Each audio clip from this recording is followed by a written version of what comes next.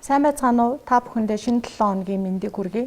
Монгол Улсын засгийн газраас хэрэгжүүлж буй эрүүл мэндийг хамгаалж, эдийн засгаас сэргээх 10 их найдын цогц төлөвлөгөөний хэрэгжилтийн талаарх мэдээллийг 7 хоног болгоны даваа гарагт хэвлэлийн баг хурлаар дамжуулан та бүхэндээ мэдээлж байгаа билээ.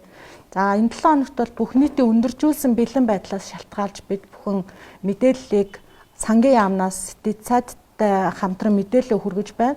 Мөн тодорхой мэдээллүүдийг өгөхөөр Монгол банк, Төрийн банк, Хаан банк мөн олон нийтийн хяналтын зөвлөлд байгуулагдсан төлөөллүүд маань бид нартай зүүмээр холбогдож мэдээлэл өгөхөөр болсон байгаа. За ингээд дээрх 10 их найдын цогц төлөвлөгөөний хэрэгжилт хэрхэн явагдаж байгаа вэ? 4 сарын 8-9-ны талаарх 9 хүртэлх мэдээллийг Монгол Улсын сангийн дэд сайд мөнгөн чимэг та бүхэнд мэдээлнэ. За сайн байцгаана уу. Та бүхэндээ энэ өдрийн мэндийг хүргэе. За Монгол Улсын засгийн газраас эрүүл мэндийг хамгаалъя, эдийн засгаас сэргэе гэсэн 10 их найдын цогц төлөвлөгөөг хэрэгжүүлээд сар гарны хугацаа бол өнгөрч байна. За энэ цогц төлөвлөгөөний нэг хэсэг болох ажлын байрыг дэмжих зээл, за репо санхүүжилт, ипотекийн санхүүжилтийн талаар явцсан мэдээллийг та бүхэндээ танилцуулъя. За 4 сарын 9-ний байдлаар буюу өнгөрсөн 5 дахь өдрийн байдлаар за яг энэ ажлын байрыг дэмжих зээл гарсны ажлын 22 дахь ажлын өдрийн байдлаар бол энэ танилцуулгыг тоон мэдээллийг та бүхэндээ хүргэе. За нийт олгосон зээл бол 509.6 тэрбум төгрөг.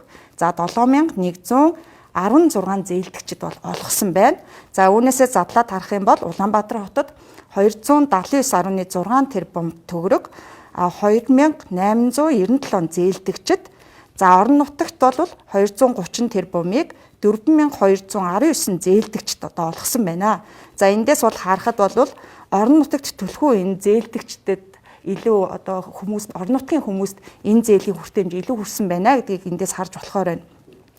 За дотор нь энэ зээлийнхаа дотор аж ахуй нэгжид иргэнд гэд хоёр янзаар бол олгогдож байгаа. За өмнө нь бол ерөн засгийн газраас болон төр засгаас олгодог байсан үн докторжуулах хөтөлбөр, за жижиг дунд үйлдвэрлэлийг дэмжих зээлийн үрээнд бол хувь хүмүүс бичил өрхийн бизнес эрхэлдэг хувь хүмүүсийг бол орхигдуулчаад байдаг байсан. За энэ удаа бол ажлын байрыг дэмжих зээлд бол хувь хүмүүсийг бол оруулаад энэ зээлийн хүртээмж өгөгдөд ингээд явж байгаа юм аа. За энэ үүднээсээ харахад бол 1111 аж ахуйн нэгжид 284.1 тэрбум төгрөг, за 6005 зээлдэгч иргэнд 225.3 тэрбум төгрөг бол олгогдсон байна. За энэ ажлын байрыг дэмжих зээлийн нэг онцлог нь бол зээлийн батлан даалтын сан бол энд бол хамтран оролцож байгаа. За өөрөөр хэлбэл зээл авахд батлан даах хөрөнгө нь хүрэлцэхгүй байвал зээлийн батлан даалтын сангаас энэ хөрөнгийг батлах энэ үйлчлэгийг бол үзүүлж байгаа. За энэ хүрээндээ бол 2.1 тэрбум зээлийн 22 зээлийн батлан даалтыг бол зээлийн батлан даалтын сангаас бол үзүүлсэн байна. За яг энэ ажлын байрыг дэмжих зээл маань өөрөө зорилгын хувьд бол бизнес эрхэлж байгаа жижиг дунд үйлдвэрлэл өөрөө бол хамгийн бага хүртгээр ажлын байрыг нэмэгдүүлдэг энэ салбар байгаа.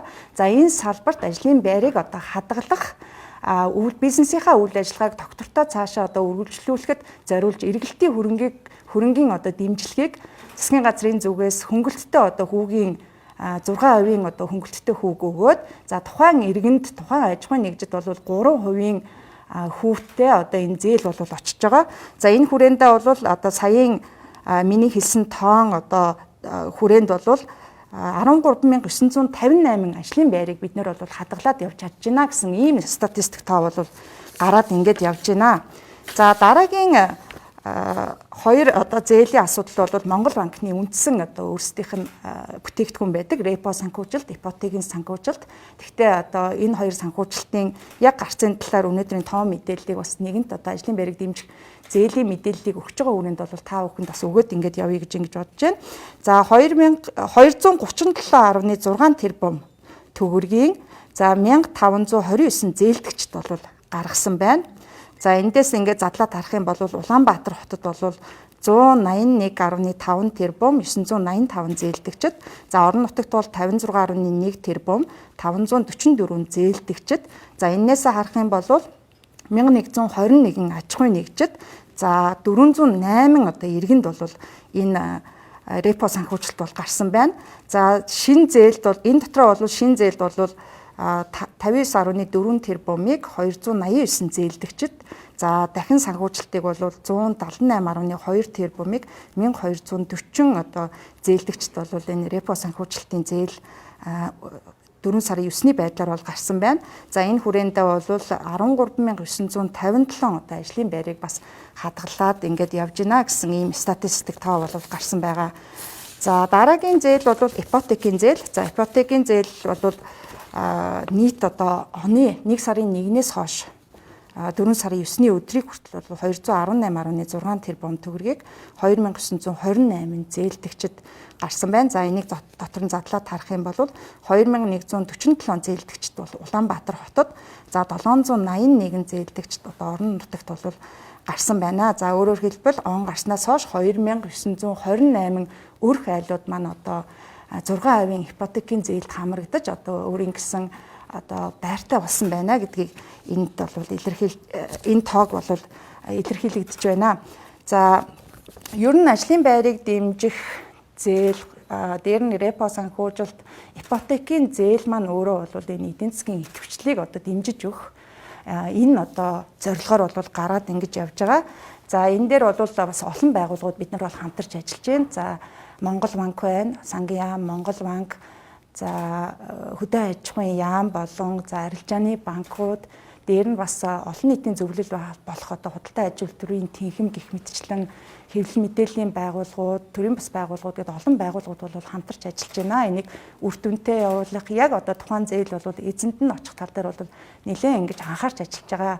За цаашид ерөнхийдөө бол 3 зүйл дээр бол төвлөрч одоо ажиллана гэсэн ийм одоо бодолтой байна. За бүх нийтийн одоо өндөрлжүүлсэн бэлэн байдал шилжсэнтэй холбогдуулаад энэ зээлийг одоо банкн дээр онлайн хэлбэрээр одоо түргэн шуурхай ямар байдлаар одоо шийдэж болох тал дээр бол банкудтайгаа бид нар бол хамтарч ажиллана. За миний мэдээлэл өгсөний дараа бол банкуд энэ тал дээр илүү дэлгэрэнгүй банкуудын төлөөлөл маань мэдээлэл өгөх байх гэж ингэж бодож байна. За хоёрдугаарт нь бол энэ зээлийг яг одоо тухайн хэрэгцээтэй байгаа хүнд нь одоо зээлийн зориултаар очих тал дээр бол хяналтыг сайжруулах тал дээр бол бид нар одоо түлхүү анхаарч ажиллана. За гуравт нь бол бид нар энэ өнгөрсөн хугацаанд гарсан зээлийн судалгаанд бол анализ хийж үзсэн. За тэнд бол нэг 85% нь бол худалдаа үйлдвэрлэлийн салбарт бол гарсан байна. Тэгэхээр өөрөөр хэлбэл цар тахлын үед бол хамгийн их одоо өртсөн одоо энэ хэсэг бол энэ үйлчлэгээ худалдааны салбар. Тэгэхээр энэ салбарт бол 85% нь энэ зээлийн зориулт очсон байна гэдэг нь бас энэ дээр бол тодорхой дэмжлэг болж одоо бидний бас зорьсон хэсэг рүү бол орсон байна гэж ингэж харж байгаа. За цаашлаад бид нар энэ гарсан зээлүүдийн одоо тоон дээр бол анализ хийгээд яг бичил бизнес дээр хэд гарч байгаа, энэ жижиг бизнес дээр хэд гарч байгаа, дунд дээр хэд гарч байгаа гэдэг тал дээр анализ хийгээд салбараар нь бас нэрвчилж үзээд цааш нь энэ нөгөө нэг ерөнхийдөө зээлийн гаргах одоо бодлогын зарчмын юмн дээр бас тодорхой саналууд бол гаргаад явъя гэж бодож байна. За өөрөөр хэлбэл илүү одоо бид нар бас үйлдвэрлэлийн салбарт бол нэлээд жоохон бага хувьтай байгаа. Тэгэхээр бид нар дараагийнхаа одоо зээлийн гаргалтыг бол үйлдвэрлэлийн салбар руугаа илүү одоо нөгөө ажлын байрыг дэмжих ихэнх үедээ бол одоо цар тахлын нөлөөнд хамгийн их өртсөн саяын худалдаа үйлчлэгийн салбар руугаа ерөнхийдөө хандсан байна. За одоо дараа нь бол одоо үйлдвэрлэлийн салбар тэр салбар руугаа бол бас илүү төлхөө хандуулаад явах нь бас зүйтэй болов гэсэн ийм бодлогын бас тодорхой шийдвэрүүдийг гаргаад явна гэсэн ийм төлөвлөгөөтэй бол энэ 7 хоногтой бол ажиллахаар байна. За баярлалаа. Тэгэхээр гарсан зээлүүд дээр анализ хийгээд аль салбарт бид нэр төлхөө зээл гарсан байна. Одоо илүү аль салбар руу бас зээл гарах боломжтой байна гэдэг дүгнэлт бол ерөөхдөө дараа 7 хоногийн хэвлэлийн мэдэн дээр ил тод нийтдээ зарлахад болно гэсэн үг тийм.